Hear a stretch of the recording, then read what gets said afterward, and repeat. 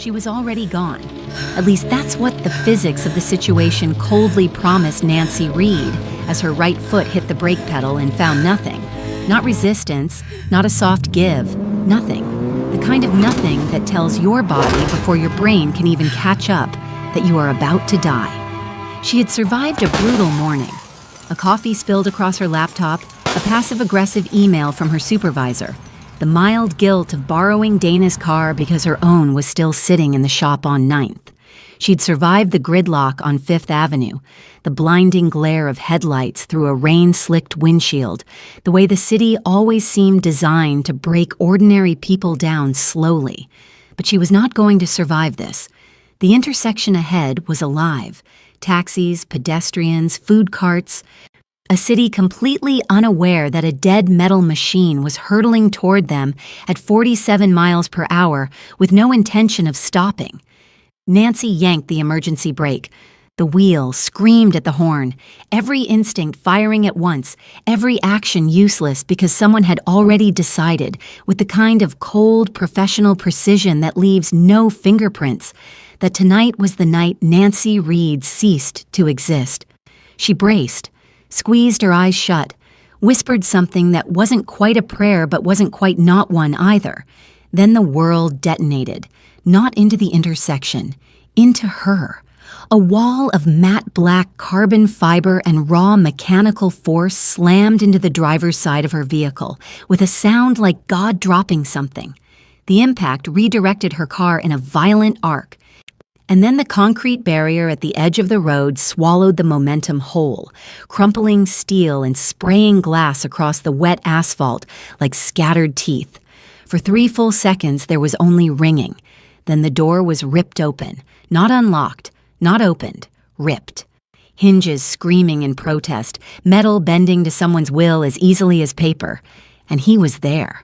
Dark hair fallen across a sharp, uncompromising face, a jawline carved like a verdict, dark eyes that didn't hold panic, didn't hold confusion, held only a cold, focused calculation that somehow, inexplicably, made her feel safer than she had ever felt in her life.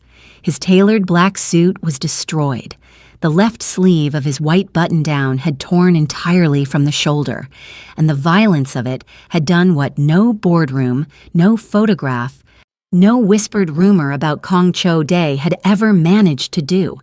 It had made him human, because beneath the ruined fabric was skin, ink-covered, story-covered, brutal, history-covered skin. Tattoos crawling up his forearm, his neck, disappearing beneath the wreckage of a suit that probably cost more than her car. He dropped to one knee on the shattered glass, didn't flinch, didn't look at his demolished Lamborghini, still hissing steam against the barrier behind him. A multi-million-dollar machine he had steered deliberately into her path, used like a weapon pointed at fate itself. His hands closed around her.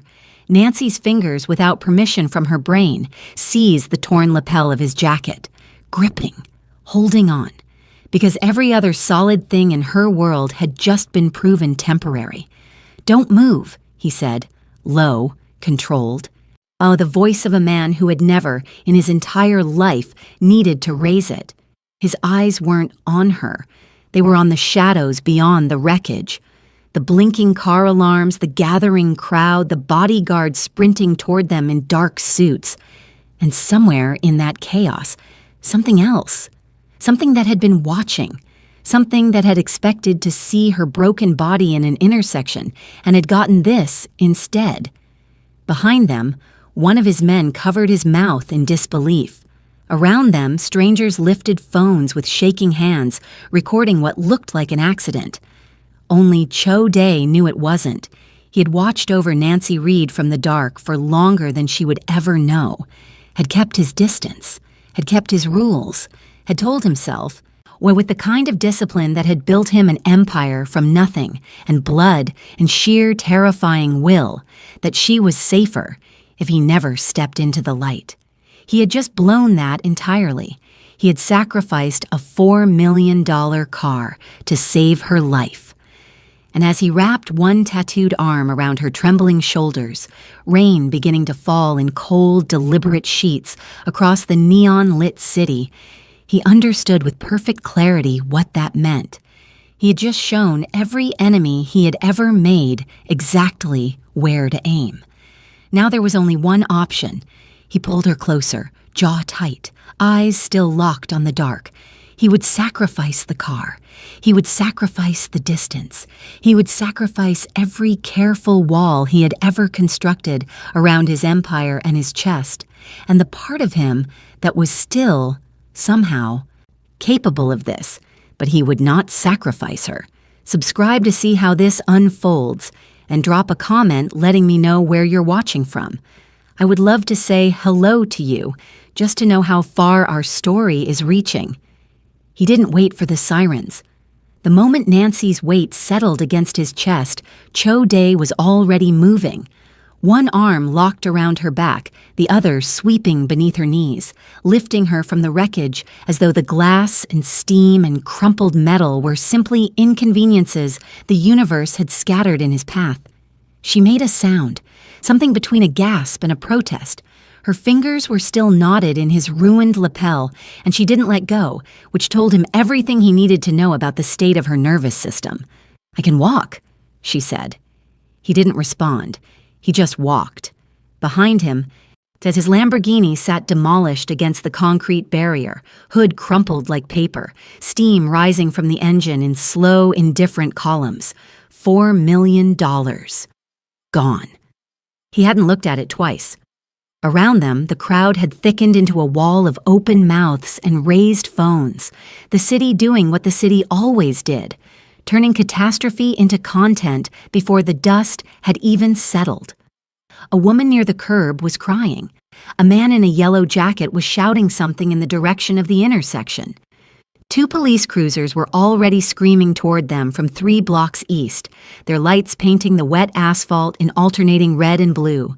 Cho Dae's head of security, a broad-shouldered man named Yoon who had worked for him for 11 years and prided himself on never being caught off guard, or met them at the edge of the scene with the expression of someone who had just watched their employer detonate a very expensive and very deliberate grenade, composed, as always, in the particular way of a man who had already decided what his face should be doing before he arrived. "Sir," the black SUV, "now. The authorities are Yoon." One word, flat as a blade laid on a table. Yoon moved. The back door of the armored Escalade was open before they reached it. Cho Dae folded Nancy inside with a steadiness that bordered on unsettling. Not rushed, not panicked, just certain. And slid in after her, pulling the door shut behind him as the vehicle began to move. Smooth, immediate. The kind of exit that had clearly been rehearsed, though not for this exact scenario. Nancy sat upright the moment the door closed, or tried to, and her hands were shaking in her lap. Fine tremors she was clearly attempting to suppress, pressing her palms flat against her thighs, which only made them more visible. Her tan trench coat was torn at the left shoulder.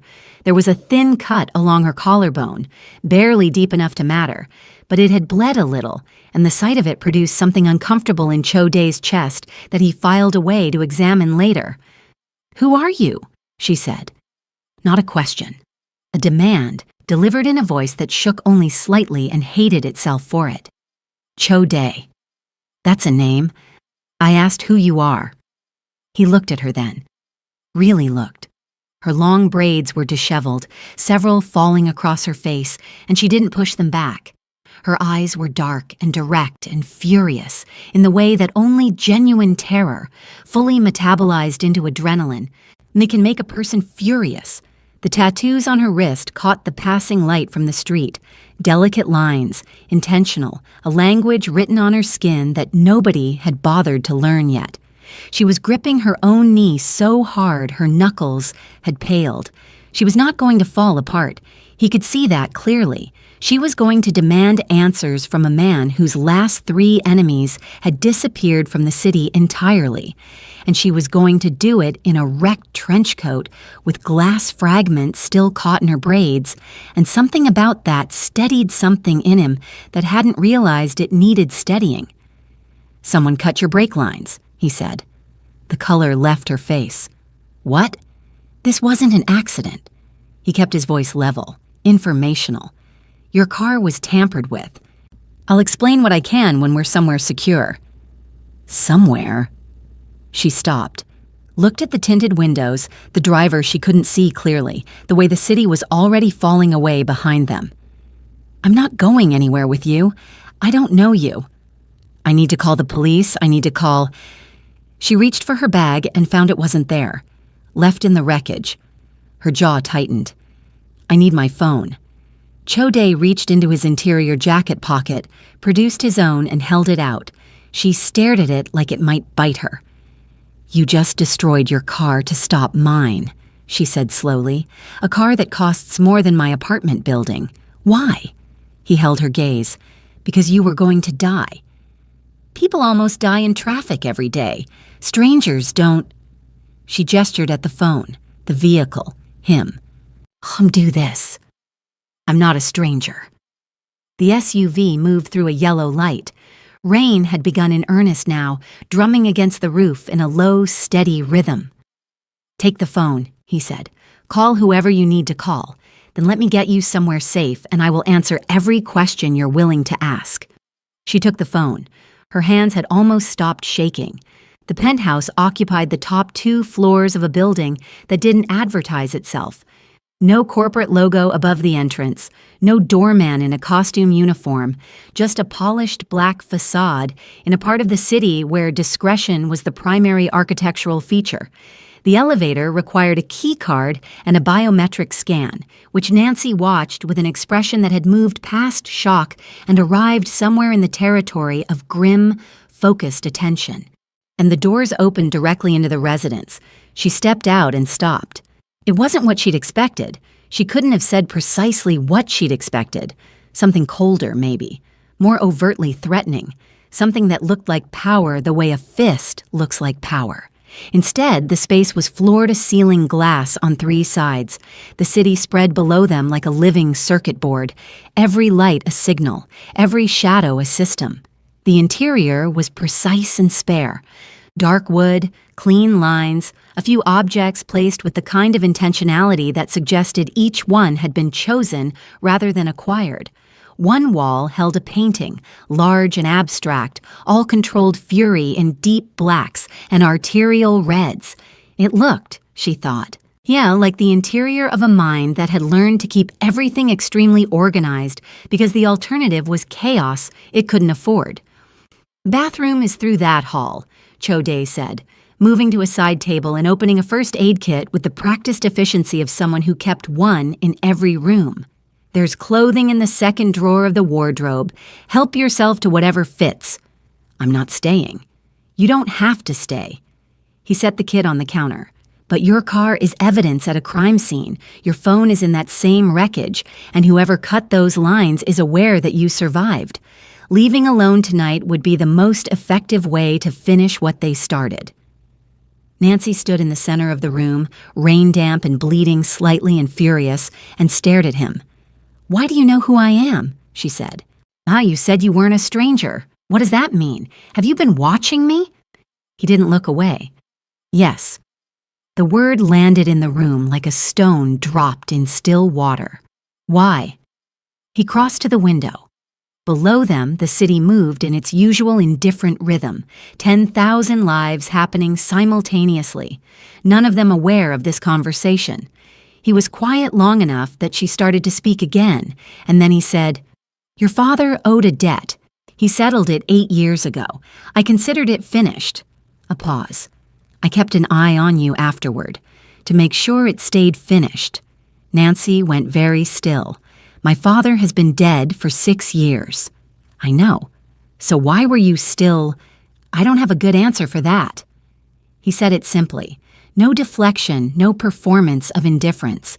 Just the plain, in slightly uncomfortable truth of a man who had done something he couldn't entirely explain and had decided not to lie about it. I kept watching because I wanted to. That's the honest version. She sat down on the arm of the sofa.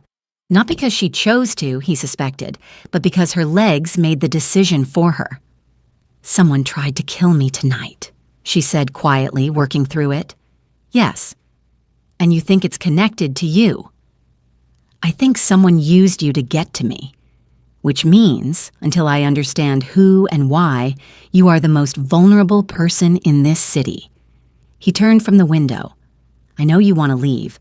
I know this isn't a situation you chose, but I am asking you, not ordering, asking, to let me keep you safe until I can fix this."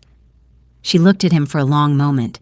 Now the cut on her collarbone had dried to a thin, dark line. Glass caught in her braids caught the light.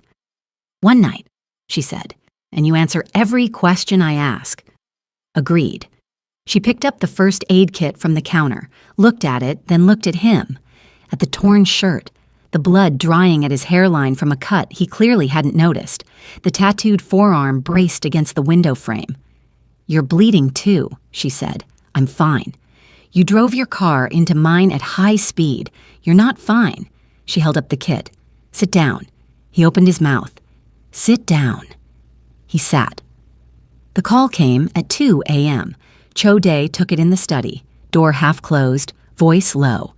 On the other end was Park, or his best mechanic, a former police forensics technician who had crossed to the other side of the law 15 years ago for reasons that had seemed compelling at the time and remained compelling today. Park had been at the crash site within 40 minutes of the incident, badge borrowed from a contact inside the department, moving through the wreckage before the official investigation could compromise what he was looking for. "Both rear lines," Park said. "Front left, clean cuts, not a saw, too precise. Looks like a specialized cable cutter, the kind you'd use if you wanted the failure to happen progressively rather than immediately. She would have had partial braking at low speeds, full failure above 40. Cho Dae absorbed this without speaking. "Whoever did this knew what they were doing," Park continued. "This isn't a street-level job. No amateur touches brake lines this cleanly. This is someone with technical training and enough access to the vehicle to work on it undetected, which means they knew where the car was parked, how long it would be there, and that she'd be driving it tonight." "How long would the job have taken?" 40 minutes, maybe less for someone practiced. It was parked outside her building, street level, no garage. A pause. "Boss, this was a contract job. Someone paid for this, and they paid well." Cho Dae set down the glass he'd been holding. "The original owner of the vehicle." "That's what I pulled next." Rustling of paper. "Car is registered to a woman named Dana Kwan, works at the same firm as your girl, but they share a floor." The quiet that followed was the kind that happens when several pieces of information align into a shape you weren't expecting. "Nancy borrowed the car," Cho Dae said. "Looks that way." "So the target was never Nancy Reed." Park's voice was careful, deliberate. "The hit was on Dana Kwan. Your girl just happened to be in the wrong car on the wrong morning." Cho Dae stood very still in the center of his study, the city glittering 30 floors below him, the rain still falling, and felt the specific chill of a situation that had just become significantly more complicated. Because if the original target was Dana Kwan, then Nancy was collateral, an accident. An innocent woman who had borrowed a co-worker's car and driven herself directly into someone else's assassination, and which meant Cho Dae had blown his cover. The years of careful distance, the shadows he'd kept to, the discipline of never letting anyone connect him to her. For a woman who hadn't even been the intended victim, and now the people responsible knew exactly what he'd done. They had watched Kong Cho Dae, one of the most feared men in the city's underworld, demolish a $4 million vehicle and pull a stranger from the wreckage with his own hands, had watched him put his body between her and the street, had watched him carry her to his car and disappear into the night. They knew, which meant they now knew something far more dangerous than any intelligence they'd been sent to collect. They knew she was his weakness. "Find out who ordered the hit on Dana Kwan," he said. "Everything. I want a name by morning." "And the Reed woman?" He looked toward the hallway.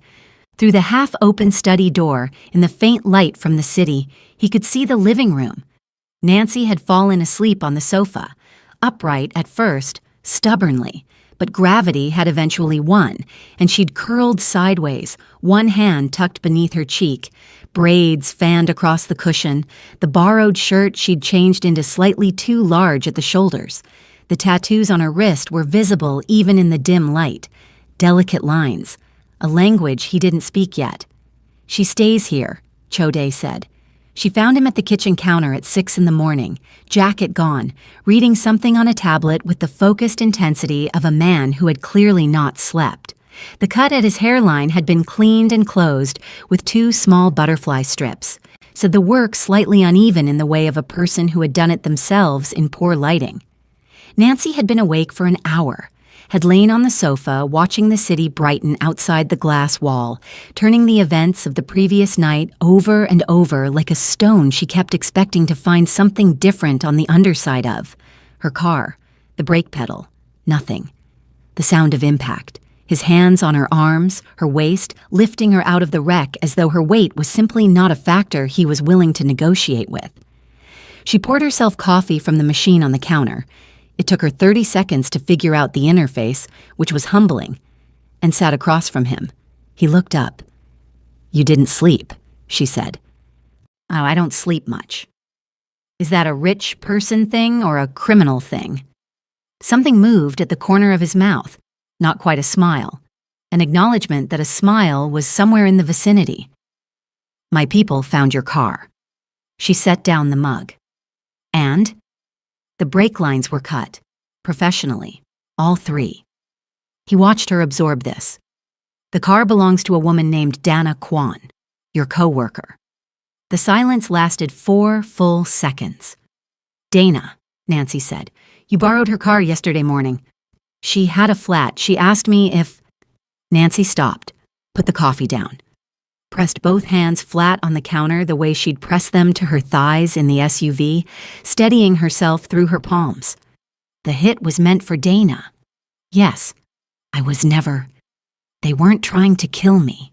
No, not initially." The word initially sat between them like something with weight. "But they watched what happened last night. They saw what I did." His voice didn't change. Same level register, same controlled delivery. But something beneath it had shifted, and she was close enough now to hear it. "They know you matter to me, which means the situation has changed." Nancy looked at him, really looked. At the cut on his head, the dark hollows beneath his eyes from a sleepless night, the tattoos disappearing into the collar of his shirt, the hands that had lifted her from broken glass now resting quiet and still on the counter. "How?" she said. "How do I matter to you? You've been watching me from a distance for years. You don't know me." "No," he said. "I don't." "Then why?" "Because I know what it means when someone decides you're expendable." The words came out quiet and absolute. "I have spent my entire adult life making sure that no one I am responsible for gets to find out what that feels like." A pause. "You are, apparently, on that list. I didn't fully understand that until last night." The kitchen was very quiet. Rain again, soft this time, barely audible against the glass. Nancy picked up her coffee, took a slow sip. When she set it back down, something in her posture had shifted. Not softer exactly, but less braced. The way a person stands when they've decided to stop preparing for an impact. "Dana needs to be warned," she said. "My people are on it. Does she know what she's involved in? That's what I'm trying to determine." A pause, or something careful moving behind his eyes. She may have been closer to this than she understood. Nancy nodded slowly, looked at the tablet, the coffee, the rain-blurred city beyond the glass. "What happens now?" she asked. Chode was quiet for a moment. When he spoke, his voice had the particular quality of a man saying something true that cost him something. "Now I find out which one of my own people arranged this," he said, "because whoever ordered the hit on Dana Kwan, they used a method, a level of access, a specific kind of precision that doesn't come from outside my world." His jaw tightened, barely perceptibly. "It comes from inside it." Nancy set down her cup very carefully. "Someone in your organization," she said. "Yes." Tried to have someone killed, and now that you've stepped out of the shadows for me. She paused, or put it together in real time, watching his face.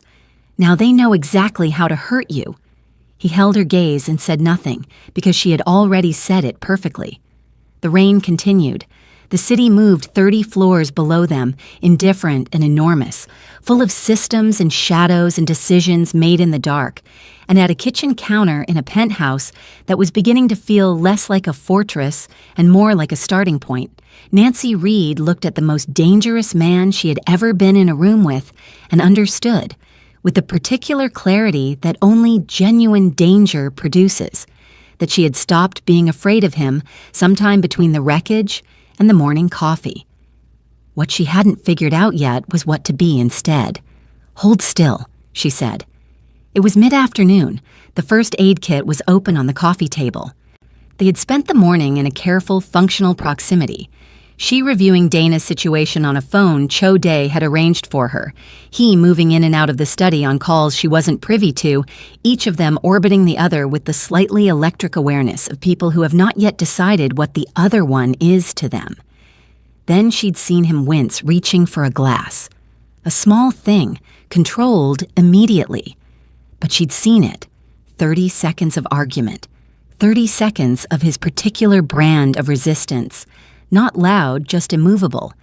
And then he was seated on the sofa, jacket folded over the arm, his shirt unbuttoned and pushed back from his shoulders. Nancy Reed had met men with tattoos before. She had never met tattoos like this. And they covered him the way a second language covers a person who's been living in it long enough, completely, fluently, in ways that had stopped being conscious and become simply him. His chest, his shoulders, the full sleeves of both arms, dense, intricate, dark. Kanji and imagery she recognized partially and didn't recognize partially. Patterns that moved with the muscle beneath them. A complete visual history of a life lived well outside the margins of the world she occupied. She kept her expression professional, clinical, the way she'd handled situations that required her to be calm before she felt calm, which was a skill she'd developed before she understood it was a skill. There were 3 cuts from the crash along his left side, shallow, clean-edged, the kind made by safety glass. One was still slightly open, but she cleaned them without commentary, applied antiseptic, felt him go very still at the contact in a way that wasn't pain. "These need to stay dry for 24 hours, she said. "Noted. I mean it. Don't—" She paused, applying a bandage with careful pressure. "Don't do anything that would reopen them. I'll try to avoid being in any car crashes." She looked up. He was looking at her with that expression she was starting to understand, the one that was a full degree warmer than his default and cost him something to allow. Almost a smile. The vicinity of a smile. "That was a joke," she said. "A small one." She laughed before she could decide whether to. Not a big laugh. A short, surprise thing, there and gone. But it changed the temperature of the room by several degrees, and both of them felt it. And neither of them addressed it directly, which was its own kind of address. She smoothed the bandage. Her fingers stayed a half-second longer than necessary. The tattoos beneath her hands were warm with living skin, and the ink up close was even more intricate than it appeared from a distance. Layered, deliberate, some parts darker and older than others, a chronology written in a language that required translation. "What does this one mean?" she asked, pointing to a character near his collarbone, not because she expected him to answer, because she wanted to know. He looked down. "Patience," he said. "And this?" Another character, lower, smaller. "Remnant." "What does that mean in context?" A pause. "It means what survives after everything else burns." She looked at it for a moment, then she looked up at him, and they were closer than either had fully registered, the way proximity accumulates in increments when you're focused on something else. "That's a lot to carry around on your chest," she said. It seemed more honest than leaving it somewhere it couldn't be seen. Nancy sat back, began repacking the first aid kit. Her hands were steady, which felt like an achievement. Cho Dae. "Yes, when you find whoever did this." She kept her eyes on the kit. "What are you going to do?" The question sat in the room. He was quiet long enough that she looked up. "What I do," he said. It wasn't a threat. It wasn't a boast. It was simply a fact, delivered in the tone of a man who had long ago stopped needing to perform the thing he was. And something about that honesty, the complete absence of pretense, the refusal to dress it up for her, was more unsettling and more compelling than anything he could have said instead. She snapped the kit shut. "Okay," she said, "just okay. Not approval, not condemnation, just acknowledgement," which from Nancy Reed he was beginning to understand was its own form of trust. Outside, the city was moving into evening, neon beginning to assert itself over the gray of the afternoon, the rain finally relenting into a fine, cold mist. Somewhere in that city, a trader was watching the news coverage of last night's crash and making calculations. Somewhere, Dana Kwan was being moved to safety by Cho Dae's people, unaware of how precisely her ordinary Tuesday morning had intersected with something lethal. And in somewhere in the hierarchy of Kong Cho Dae's empire, in the inner circle he had built from loyalty and blood and years of ruthless vetting, someone had decided that removing an obstacle was worth the risk of his fury.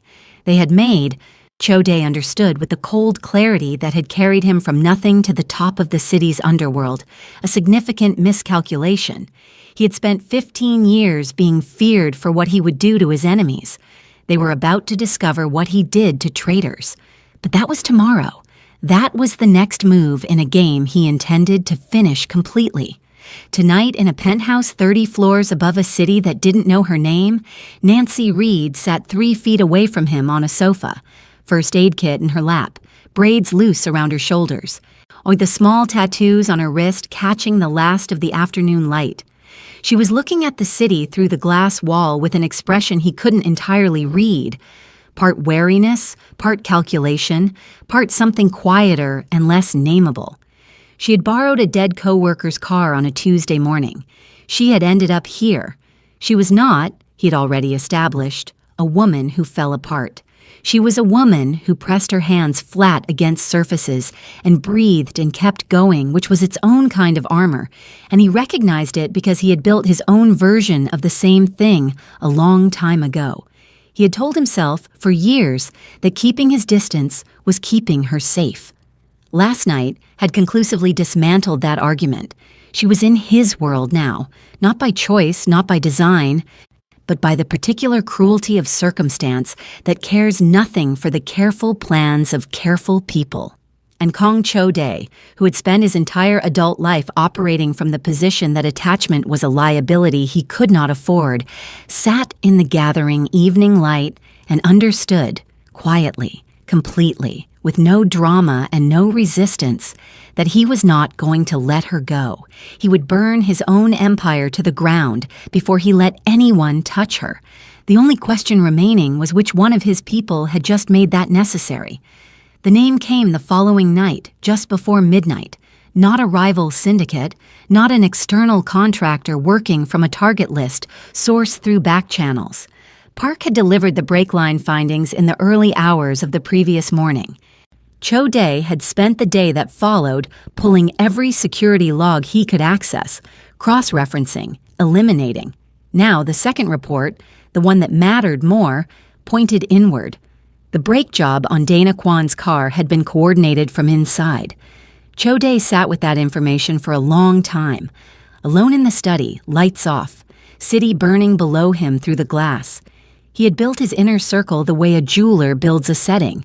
Every piece chosen, tested, fitted with deliberate care, because the alternative was the kind of structural failure that didn't announce itself until everything collapsed at once. 11 men. Men who had been with him through operations that never made the news and never needed to. Men whose loyalty he had paid for in protection, in money. When in the particular currency of being made to feel indispensable to something larger than themselves. One of them had decided the throne was worth more than the man sitting on it. The question was which one, and the question mattered, because whoever it was had known enough to source a professional for the brake job, had known Dana Kwan's car, her parking location, the window of access, had known or suspected that removing the right obstacle at the right moment would create a distraction large enough to expose Cho Dae's one consistent blind spot, her. He had been careful, years of careful, and it hadn't been enough because careful only accounts for the threats you can see. The threat inside your own architecture is a different problem entirely. He pulled up the security logs from the 48 hours preceding the crash, began reading, and it was slow work, methodical, the kind that required the specific patience the tattoo on his collarbone described.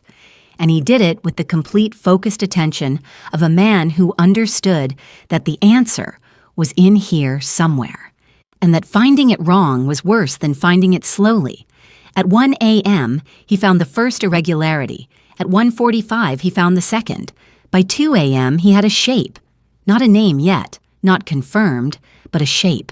A pattern of small absences and minor data gaps, and one communication routed through a secondary channel that had no legitimate reason to exist. The kind of trail left by someone careful enough to cover most of it and not quite careful enough to cover all of it. Amateur mistakes dressed in professional clothing. He closed the tablet, sat in the dark. The shape belonged to Yoon. Yoon, who had worked for him for 11 years, who had met them at the crash scene with the expression of a man watching his employer make an inexplicable decision, who had been 3 feet away in the SUV during the ride to the penthouse, who knew this building's security layout, its entry protocols, its blind spots, because he had helped design all of them. Cho Dae sat with this for a long time, too. Then he got up, went to the door of the study, and looked into the living room. Nancy had moved from the sofa to the armchair at some point, feet tucked beneath her, reading something on the phone he'd provided. The lamp beside her was the only light in the room. She looked up when she heard him. "You found something," she said, not a question. "I found a direction," he said. "I need to verify it before I act on it." "How long will that take?" "A day, maybe 2. She nodded, looked back at the phone, then back at him. "Are we safe here tonight?" He considered the question with the honesty it deserved. "As of right now," he said, "but I want you in a room with a locked door before midnight." She accepted that, looked at the lamp. "Then get some sleep. You're not useful to either of us running on nothing." He almost told her he didn't need sleep, stopped himself because it wasn't true, and she would know it wasn't true, and he had established with her, without entirely meaning to, a pattern of not saying things that weren't true. It was an unfamiliar pattern. He wasn't sure when it had started. He went to sleep at 3 a.m., and woke at 5 with the particular electric clarity of a body that has been resting with one ear open, and understood immediately before he'd fully processed why, that something had changed in the air pressure of the building. He was on his feet before the first alarm tripped. The penthouse's security system had 4 layers. The first was external: street-level monitoring, vehicle tracking, facial recognition on the building's approaches. The second was elevator and stairwell controls.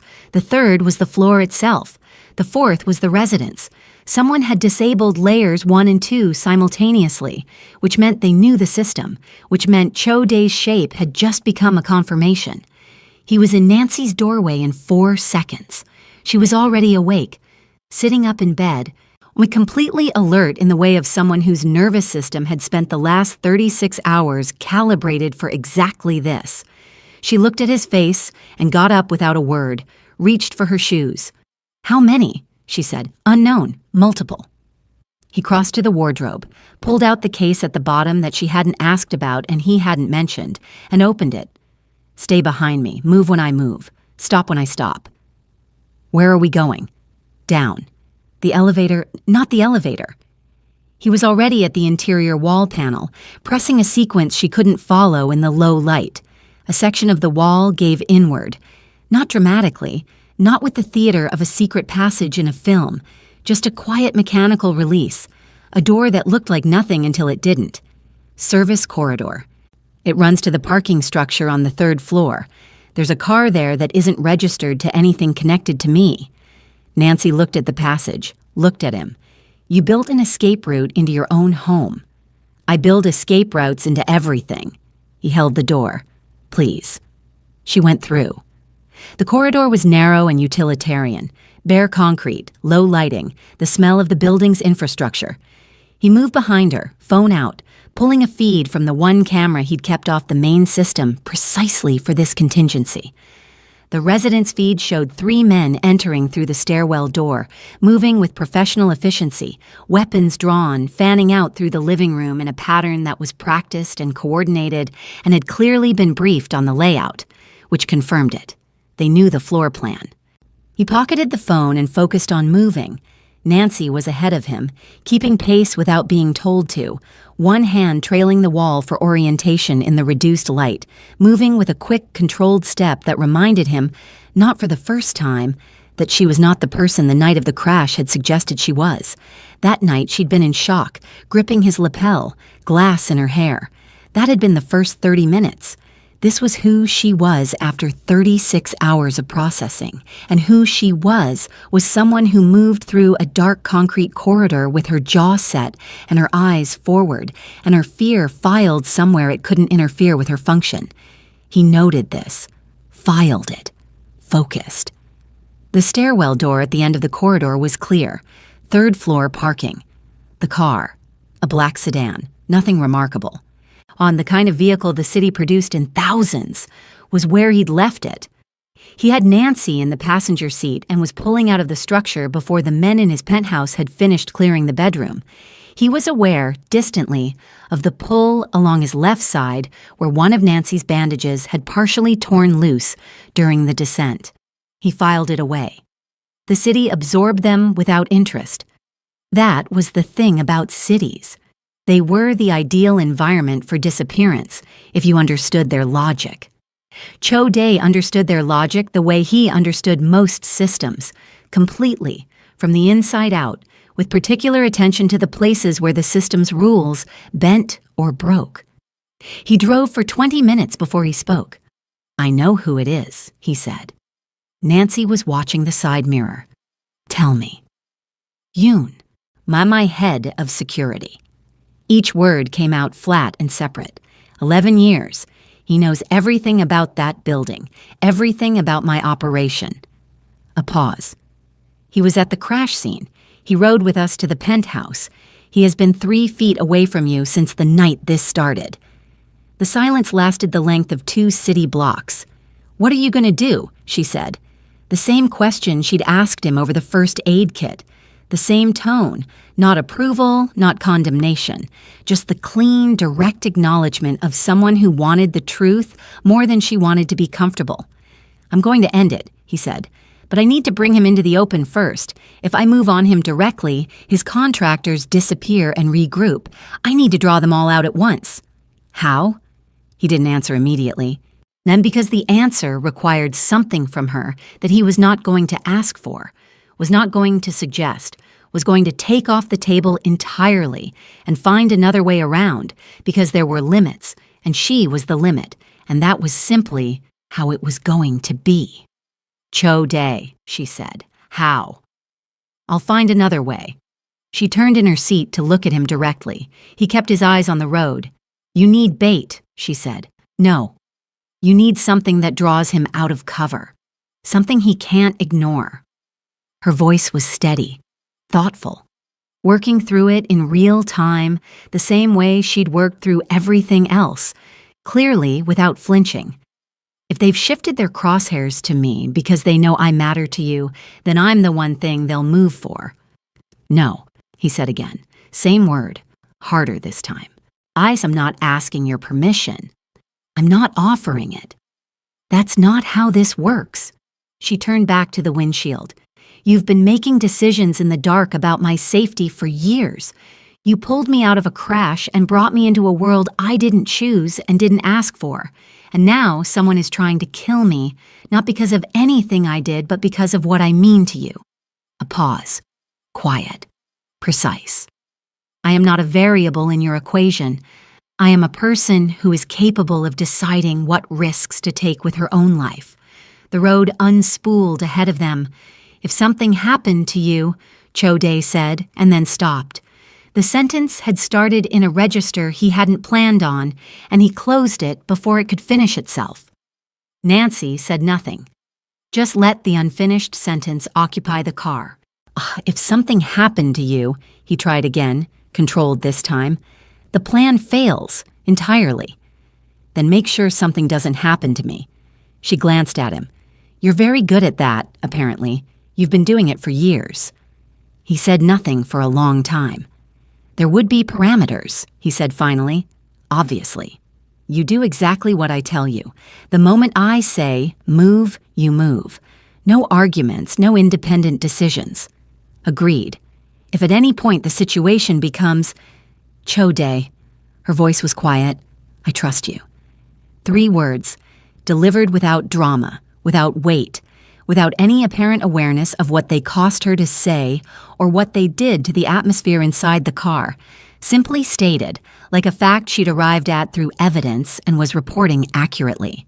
He drove. The city moved around them. Somewhere ahead, a shipping yard sat dark and waiting at the edge of the water, and Yoon was in it, or would be, once they gave him a reason to be.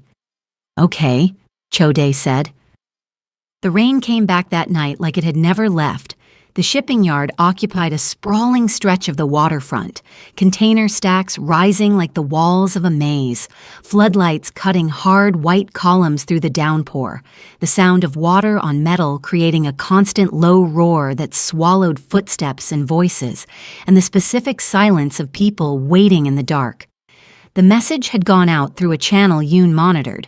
One Cho-dae had identified in the security logs, had said nothing about, had left open, like a door left unlocked for a reason. The message was simple. Nancy Reed was being moved to a secondary location. Transfer point, the shipping yard, midnight. And it was the kind of intelligence that would be impossible to ignore. They came with 8 men. Cho-dae had 4 positioned in the container stacks before Yoon's convoy arrived, each one chosen personally, each one verified through a process that had taken the preceding hours and had been exhaustive and had still felt insufficient, because the lesson of the last 3 days was that sufficiency was a story you told yourself until it wasn't. Nancy was at the center of it, visible. Standing in the flood-lit open space between 2 container rows with her tan trench coat dark with rain, braids heavy with water, expression carved from something harder than the situation she was standing in, she had insisted on the trench coat. They'll recognize it from the crash footage, she'd said. Make it easy for them, he had argued. She had looked at him the way she looked at things she had already decided.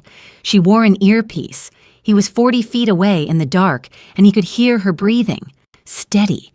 He had told himself, building this plan through the previous hours, that it was operational, strategic.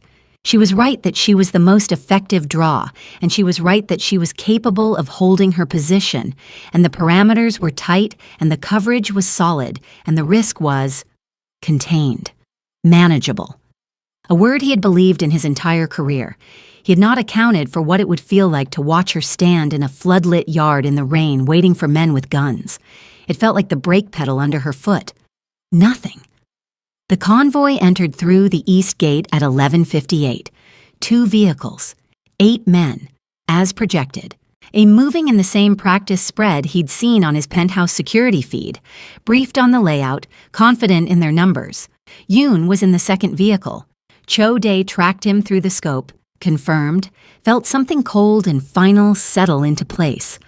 11 years. The first 4 of Yoon's men reached Nancy before they saw Cho-dae's people move. The container stacks produced figures from shadow, not dramatically, just efficiently, the way a system works when it has been designed correctly. 3 of Yoon's men went down in the first 30 seconds. 2 more scrambled for cover between the containers. The yard filled with shouting and rain, and the specific chaos of a situation coming apart at its planned seams. Nancy moved the moment he said move, no hesitation. And she was behind the nearest container stack and down before the second shot, exactly where he'd told her to be.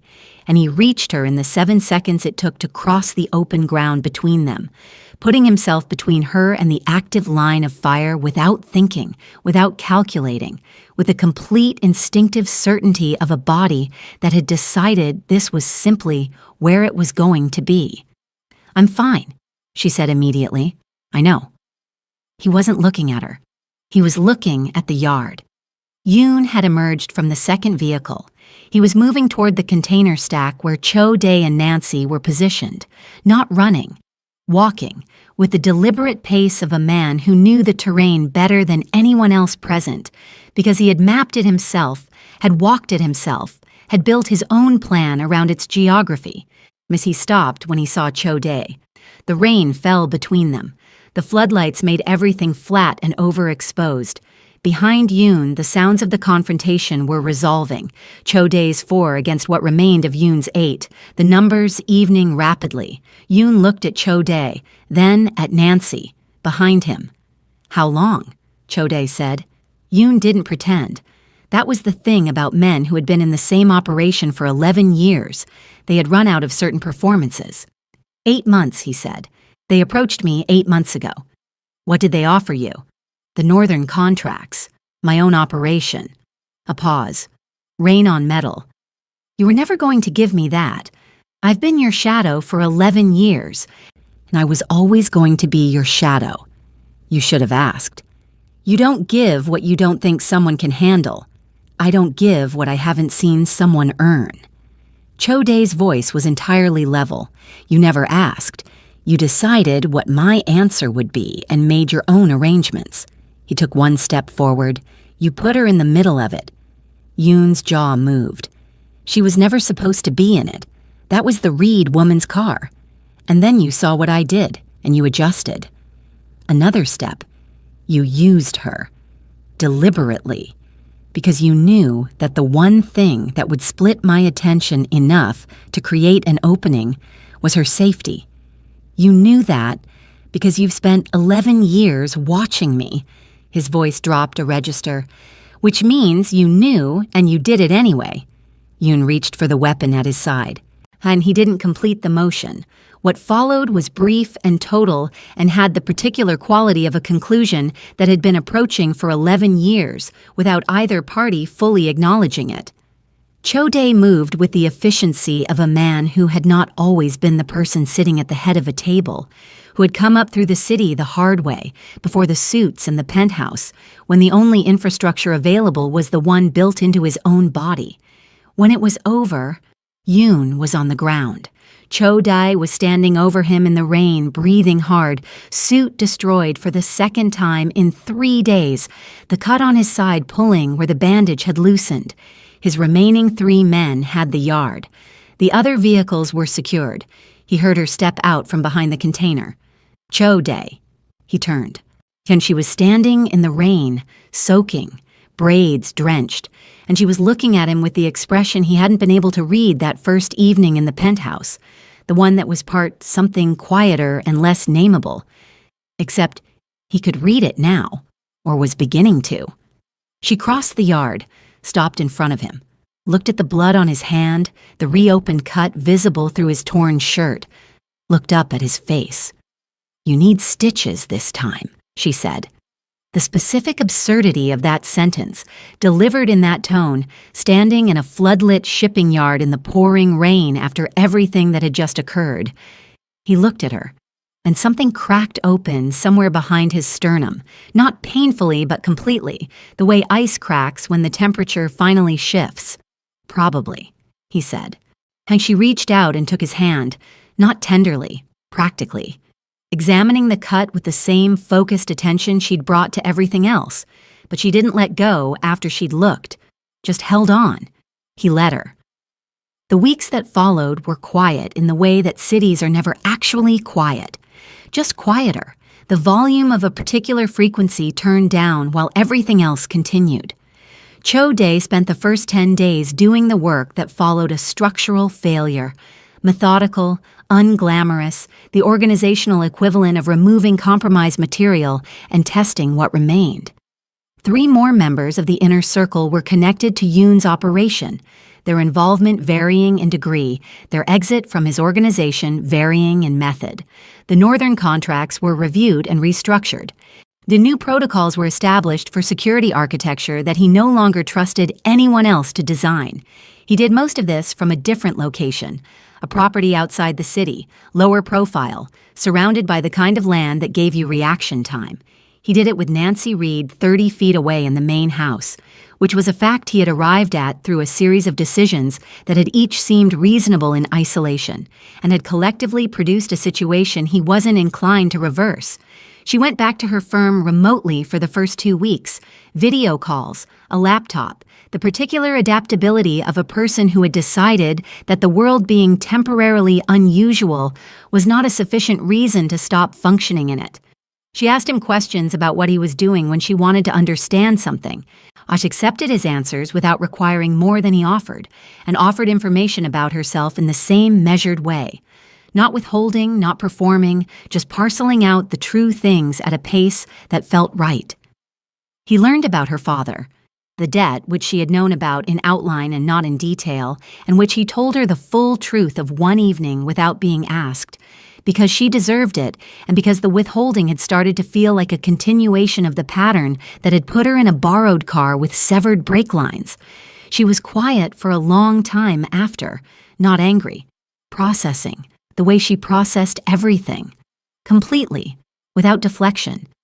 "You could have just told me," she said, "years ago. You could have just said you felt responsible." "I know. Instead, you watched from a distance for 6 years, being cryptically protective, and nearly got me killed." "That's an accurate summary." She looked at him. "Don't do that again." "Watch from a distance? Make decisions about my safety without including me in them." She held his gaze. "I'm not something that needs to be managed. I'm someone who can be talked to. I understand that now." "You're going to have to keep understanding it, probably repeatedly." "I'm aware." She nodded, picked up her coffee. The conversation moved on naturally to something else, and he noted without ceremony that they had just had the only argument that had actually mattered and had come through it with both positions intact and the space between them somehow larger rather than smaller. That was new. Dana Kwan, it emerged, had been involved in something she hadn't fully understood the shape of. A financial arrangement with one of Yoon's external contacts that had begun as an opportunity and revealed itself too late as a trap. She hadn't known about the brake job, the knowledge that her car had been rigged to kill her, that Nancy had driven it by pure coincidence, had produced in her a crisis that Cho Dae's people quietly helped her navigate because she was a thread that connected to Nancy, and Nancy mattered, and things that mattered to Nancy had apparently become things he attended to. He noticed this shift in himself without alarm. It was simply accurate.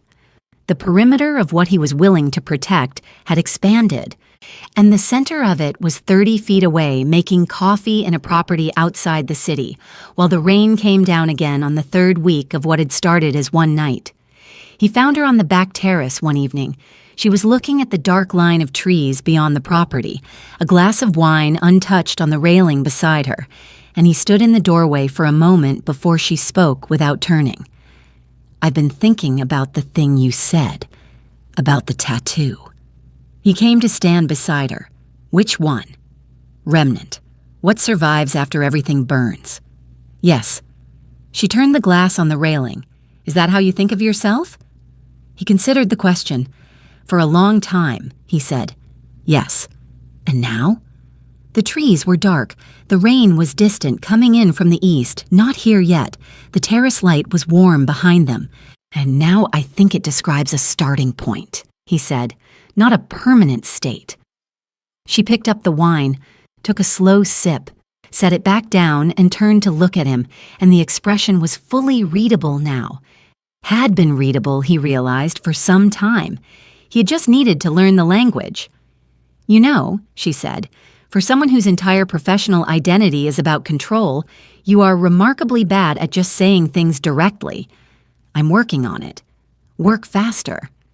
He looked at her, at the rain-damp air curling the edges of her braids, at the tattoos on her wrist, the delicate lines he still hadn't fully learned, the language written on her skin that he intended to take the time to understand correctly, at the expression that was warm and sharp and patient all at once, and the expression of someone who had been through a fire and come out the other side, still entirely herself.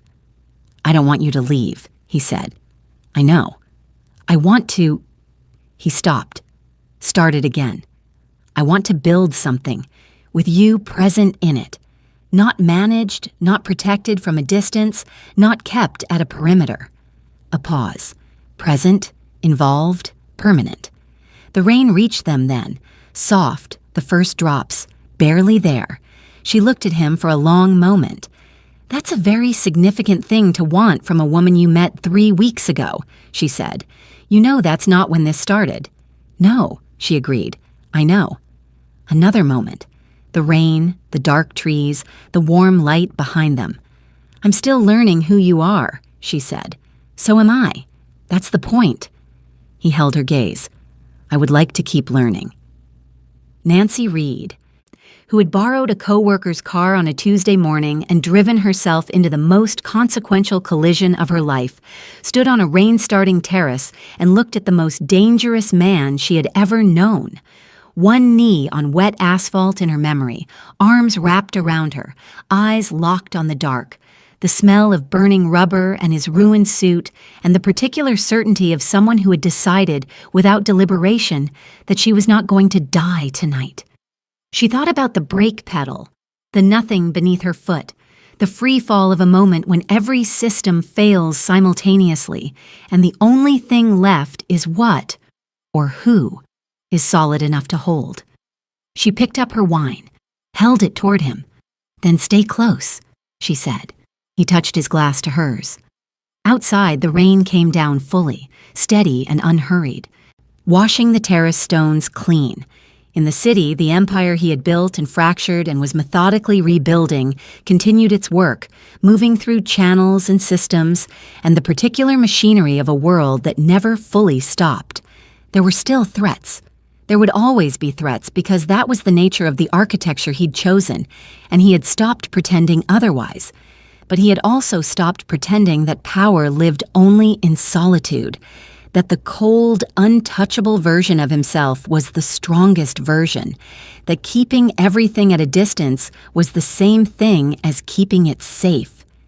He had crashed a $4 million car into the side of her life and proven himself wrong about all of it in a single second. He would do it again, every time. "No matter how fast the world spins," he said quietly, on to no one in particular, to the rain and the dark and the woman standing beside him, "I will always be your brakes."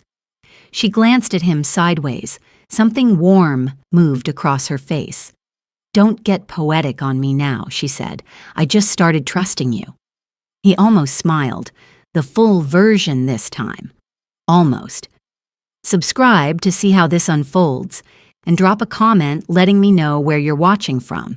I would love to say hello to you, just to know how far our story is reaching, because Cho Day and Nancy are far from finished, and what's coming next will make everything you just read feel like the calm before the storm. Can Nancy hold her ground when the city turns against them again? And what is Cho Day still not telling her about the real reason her father's debt was never truly settled? Like this if you are completely obsessed with this dangerous electric romance that just keeps pulling you deeper.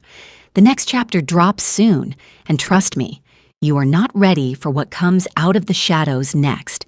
See you there. If they make it out together,